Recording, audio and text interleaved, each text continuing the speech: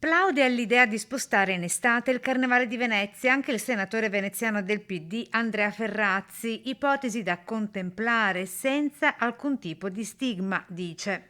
Ma certamente sarei favorevole a ripensare un modello di carnevale che non può essere quello del carnevale in tempo normale. Ci sono le condizioni, peraltro, perché questo possa essere l'ultimo carnevale in che ci vede in grave difficoltà. Allora cerchiamo di preparare le occasioni in modo tale che nel carnevale prossimo invece questo tipo di problemi non si presenti.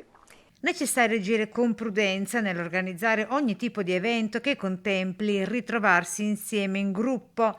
Cautela e accortezza, parole d'obbligo in questo specifico periodo, spiega.